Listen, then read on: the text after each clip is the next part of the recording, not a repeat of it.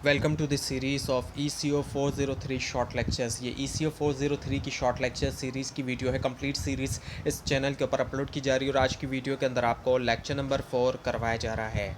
तो शुरू करते हैं आज के इस ट्यूटोरियल को। नेशनल इनकम अकाउंटिंग कॉन्सेप्ट्स, इनको हम समझते हैं और उसमें जो है वो ग्रॉस डोमेस्टिक प्रोडक्ट जिसको GDP कहा जाता है। GDP की अगर हम बात करें, GDP क्या है? GDP measures the total market value of all final goods and service produce with in a country annually. GDP represent करता है टोटल मार्केट वैल्यू को, उन तमाम गुड्स और सर्विसेज जिनको प्रोड्यूस किया गया है एक कंट्री की बाउंड्री के अंदर, एक कंट्री की जो पॉलिटिकल बाउंड्री होती है उसके अंदर जो प्रोड्यूस किया गया और एक स्पेसिफिक पीरियड के ऊपर, और टिपिकली तौर पे वो स्पेसिफिक पीरियड 1 ईयर का होता है। यानी कि 1 साल के अंदर एक कंट्री की जो पॉलिटिकल बाउंड्रीज़ हैं उसमें जितने भी गुड्स और सर्विस प्रोड्यूस किए गए, फाइनल गुड्स और सर्विस, उनकी जो टोटल मार्केट वैल्यू होती है वही GDP होती है। ये सर्व करता है कॉम्प्रिहेंसिव मेजर के तौर पे जो पूरी जो ओवरऑल इकोनॉमिक एक्टिविटी होती है किसी नेशन की और जो परफॉर्मेंस होती है। और GDP के अंदर टोटल एक्सपेंडिचर, टोटल इनकम जो कि रिफ्लेक्ट कर रहे होते हैं ड्यूअल नेचर इकोनॉमिक ट्रांजैक्शन की, जहाँ पर हर परचेज जो है एक बायर जो करता है वो उसको ट्रांसलेट किया जाता है इनकम सेलर के लिए, और ये मैट्रिक क्रूशल होता है पॉलिसी मेकर्स के लिए। इकोनॉमिस्ट और एनालिस्ट जो है जो कि प्रोवाइड करते हैं इंसाइट जो है हेल्थ और गवर्नमेंट ग्रोथ ट्रेजेक्ट्री एक इकॉनमी की, और एवेल्यूएट करते हुए GDP स्टेक होल्डर ये देख सकते हैं कि क्या इकॉनमी या तो एक्सपेंड कर रही है या कॉन्ट्रैक्ट कर रही है, ये GDP से पता चल रहा होता है। इसके अलावा ये कि आइडेंटिफाई करना ट्रेंड्स और इन्फॉर्म डिसीजन करना फिस्कल और मॉनेटरी पॉलिसी के हवाले से, फिस्कल पॉलिसी जो कि गवर्नमेंट कर लेती है और मॉनेटरी पॉलिसी जो कि सेंट्रल बैंक का काम होता है। और ये भी एक चीज़ है कि जो GDP की फिगर्स होती हैं इनको यूज़ करते हुए क्या किया जाता है, कंपेयर किया जाता है इकोनॉमिक प्रोडक्टिविटी मुख्तलिफ़ कंट्रीज़ की। हम अंदाज़ा कर सकते हैं कि हमारी कंट्री की जो इकोनॉमिक प्रोडक्टिविटी है वो बाकी कंट्रीज़ के मुकाबले में क्या है। और इसके अलावा टाइम पीरियड्स, और ये एक स्टैंडर्डाइज बेंचमार्क मिलता है हमें ग्लोबल इकोनॉमिक एनालिसिस के ज़रिए। मुख्तलिफ़ इकोनमीज़ का एनालिसिस जो है वो किया जाता है इसके ज़रिए, GDP के ज़रिए हमें पता चलता है। Now the circular flow. अब सर्कुलर फ्लो की हम बात करें, circular flow model fundamental concept है मैक्रो इकोनॉमिक्स में जो कि इलस्ट्रेट करता है कंटिन्यूस मूवमेंट जो होती है इनकम और एक्सपेंडिचर की। हम देखते हैं कि मूवमेंट हो रही है इनकम की और एक्सपेंडिचर की हाउस होल्ड से फर्म्स के दरमियान। कुछ चीज़ें हाउस होल्ड को मिल रही हैं तो कुछ चीज़ें मिल रही होती हैं फर्म को, तो एक जो है वो कंटिन्यूस जो है वो एक फ़्लो जो है वो हमें दिखाई देता है। तो दोनों के पास कुछ चीज़ें आ रही हैं और दोनों ही के पास कुछ चीज़ें जो है वो जा रही होती हैं। हाउस होल्ड प्रोवाइड करते हैं factors of production. Factors of production house hold provide कर रहे होते हैं, क्योंकि जाहिर बात लेबर सबसे अहम जो है वो लेबर। इसके अलावा लैंड और कैपिटल भी ये फर्म को प्रोवाइड किया जा रहा होता है as a factors of production के तौर पर, और इन्हीं फैक्टर्स के ज़रिए जो है वो प्रोडक्शन जो है वो बनाई जा रही होती है।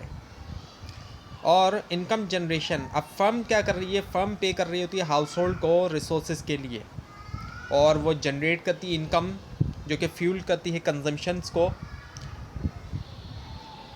हाउस होल्ड जो है उनको फैक्टर्स ऑफ प्रोडक्शन के बदले फर्म पे कर रही है। And goods and services exchange हमें देखने में आ रहा है हाउस होल्ड यूज़ करते हैं इनकम को ताकि परचेज़ करें गुड्स और सर्विस जो कि फर्म ने प्रोड्यूस किए, और इसी से ही पूरा का पूरा एक साइकिल जो है वो चलता है। तो एक पूरा का पूरा फ्लो, एक पूरा का पूरा जो है वो साइकिल जो है वो चल रहा है, और इकोनॉमिक इंटरडिपेंडेंस हमें दिखाई देता है।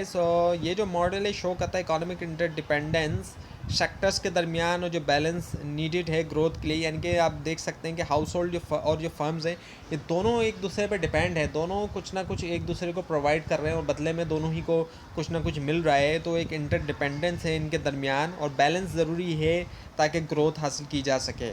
Now the GDP calculation rules. अब जीडीपी को कैलकुलेट करने के रूल्स होते हैं, इसमें स्पेसिफिक रूल्स हैं इंश्योर करने के लिए एक्यूरेसी और ये कि डबल काउंटिंग से बचा जाए। ऐसा ना हो कि एक चीज़ को बार बार काउंट कर लिया जाए, इस चीज़ से बचा जाए। पहला है कि जीडीपी को मेजर किया जाता है यूज़ करते हुए जो मार्केट प्राइस होते हैं, जो भी मार्केट प्राइस चल रहे होते हैं गुड्स के, उसको यूज़ करते हुए रिफ्लेक्ट करते हैं वैल्यू और गुड्स की और सर्विसेज की मॉनेटरी टर्म्स यानी कि पैसों के हिसाब से। और ये अप्रोच अलाउ करती है स्टैंडर्डाइज कंपैरिजन। इसी की वजह से एक स्टैंडर्ड कंपैरिजन होता है डिफरेंट प्रोडक्ट्स और सर्विसेज का।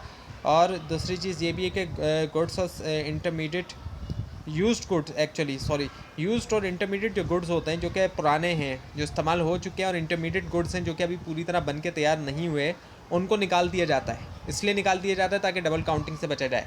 जो इंटरमीडिएट गुड्स हैं वो जब कंप्लीट हो जाएंगे, फिनिश्ड हो जाएंगे, तब उनको काउंट किया जाएगा, और जो यूज्ड हैं वो ऑलरेडी काउंट हो चुके हैं, इसलिए उनको निकाल दिया जाता है ताकि डबल काउंटिंग से बचा जा सके जीडीपी के अंदर। वैल्यू एडेड अप्रोच होती है सिर्फ एडिशनल वैल्यू जो कि क्रिएट हुई हर प्रोडक्शन स्टेज पे उसी को ही शामिल किया जाता है। हर स्टेज के ऊपर जो जितनी भी वैल्यू ऐड होती जा रही है थोड़ी थोड़ी करके, सिर्फ उसी को हम ऐड करेंगे। अब अगर हम वैल्यू एडेड अप्रोच के मुताबिक जाते हैं तो इम्प्यूटेड वैल्यूज़ का भी यूज़ किया जाता है ऐसी चीज़ों के लिए जो कि नॉन मार्केट गुड्स और सर्विस हैं, जैसे कि होम ओनरशिप और गवर्नमेंट सर्विसेज हो गए। और ये एक तरह का एस्टिमेशन होता है, और ये एस्टिमेशन हेल्प करते हैं इंक्लूड करने में इकोनॉमिक एक्टिविटीज़ जो कि डायरेक्टली इन्वॉल्व नहीं है मार्केट ट्रांजैक्शन में, लेकिन उसके बावजूद भी इनका कंट्रीब्यूशन होता है ओवरऑल इकोनॉमी में। Now the nominal versus real GDP, और ये बहुत इंपॉर्टेंट चीज़ है, इससे पता चलता है कि कोई भी इकोनॉमी ग्रो कर रही है या नहीं ग्रो कर रही। सो नॉमिनल जीडीपी की अगर हम बात करें, सो नॉमिनल जीडीपी जो है वो मेजर करती है economic output using current market price without adjusting for inflation और डिफ्लेशन। यानी कि नॉमिनल जीडीपी में सिंपल ये होता है कि मेजर किया जाता है जो भी इकोनॉमिक आउटपुट होता है उसको, जितनी भी चीज़ें बनी, सपोज़ करें 1000 यूनिट्स बने गाड़ियों के, तो उनको मेजर किया जाएगा करंट मार्केट प्राइस पे। और इसमें जो इन्फ्लेशन या डिफ्लेशन है उसकी कोई एडजस्टमेंट भी नहीं होगी, यानी कि अगर महंगाई हुई है या फिर कीमतें कम हुई हैं तो उसकी कोई एडजस्टमेंट नहीं होगी। जो भी करंट प्राइस होगी वो एज इट इज़ जो है वो कैलकुलेट कर ली जाएगी कि 1000 यूनिट्स बने गाड़ियों के, 1000 बनी, तो वो उसकी वैल्यू बता दी जाएगी मार्केट वैल्यू के हिसाब से, कि मार्केट के हिसाब से इनकी ये है तो इतनी हमारी जीडीपी बनती है इन गाड़ियों के हिसाब से। लेकिन जब हम बात करते हैं रियल जीडीपी की, so real GDP is adjusted for price changes by constant prices from a base year providing accurate growth measurement. जबकि हम जब रियल जीडीपी की बात करते हैं तो इस समय रियल जीडीपी ही पता चलती है, और वो इस तरह से पता चलती है कि इस प्राइस को एडजस्ट किया जाता है कांस्टेंट प्राइजेस का इस्तेमाल करते हुए। बेस ईयर एक सेलेक्ट कर लिया जाता है और उससे हम जो है वो एडजस्ट करते हैं प्राइस, और इसी से हमें एक्यूरेट ग्रोथ जो है मेजरमेंट पता चलती है कि वाकई में इकॉनमी में ग्रोथ आई भी है नहीं आई है। सपोज़ करें कि एक साल 1000 यूनिट्स बने गाड़ी के, अगले साल भी 1000 ही बन रहे हैं, लेकिन मार्केट प्राइस बढ़ने की वजह से उनकी वैल्यू बढ़ गई, तो ये कहा जाएगा कि जीडीपी बढ़ गई। लेकिन वो असल में नॉमिनल जीडीपी बढ़ी है, क्योंकि वो तो मार्केट प्राइस बढ़ने की वजह से, महंगाई की वजह से उनकी वैल्यू बढ़ गई। लेकिन रियल जीडीपी कब बढ़ेगी? जब 1000 यूनिट्स बनने से 1100 यूनिट बन गया अगले साल। सो जो 100 एक्स्ट्रा यूनिट बने तो वो फिर रियल जीडीपी के अंदर इजाफा हुआ है। तो इस तरीके से नॉमिनल और रियल जीडीपी के अंदर जो है वो फ़र्क जो है वो हमें बताता है कि कब जो है वो इकॉनमी वाकई में ग्रो कर रही है या नहीं कर रही। तो रियल जीडीपी के अंदर हम कांस्टेंट प्राइस यूज़ कर रहे होते हैं, जो डेजिग्नेटेड बेस ईयर, एक बेस ईयर होता है उसका, हम उसका जो प्राइस होता है उसको हम यूज़ कर रहे होते हैं। सो ये एडजस्टमेंट जो है वो रिमूव करता है इम्पैक्ट जो है प्राइस लेवल चेंज का, और ज़्यादा एक्यूरेट जो है वो कंपैरिजन होता है आउटपुट का। और जैसे कि आपको बताया गया कि रियल जीडीपी पार्टिकुलरली यूज़फुल है जब इकोनॉमिक ग्रोथ देख रहे हैं। ये शो कर रहा है कि इकोनॉमी जो है ज़्यादा गुड्स और सर्विस प्रोड्यूस कर रही है नहीं कर रही, इससे हमें पता चल जाता है। सो ये जो डिस्टिंक्शन है रियल और नॉमिनल के दरमियान, ये वेजेस पे भी अप्लाई किया जाता है कि वेजेस जो है वो भी उनमें भी वाकई में इजाफा हो रहा है या फिर वो सिर्फ महंगाई की वजह से बढ़ रही हैं। और इसके अलावा जो दूसरे इकोनॉमिक इंडिकेटर्स हैं, और ये हेल्प करते हैं एनालिस्ट को अंडरस्टैंड करने में जो चेंजेस आ रही है परचेजिंग पावर के अंदर और जो लिविंग स्टैंडर्ड है उसके अंदर भी। और डिफ्रेंशिएट करते हुए इन दो के दरमियान स्टूडेंट इंटरप्रेट कर सकते हैं इकोनॉमिक डेटा और अंडरस्टैंड करते हैं ट्रू डायनामिक इकोनॉमिक ग्रोथ और डेवलपमेंट के लिए। तो ये था आज का ट्यूटोरियल। आपको इस बारे में कोई क्वेश्चन हो, खासतौर पर उसमें कोई मिस्टेक दिखाई दे ज़रूर हाईलाइट कीजिए। और इस पूरी सीरीज़ को देखने के लिए और मिड टर्म और फाइनल टर्म एग्जाम्स की प्रिपरेशन के लिए इस चैनल को सब्सक्राइब कीजिए, बेल आइकन के ऊपर क्लिक कीजिए। Thanks for watching this video and best of luck.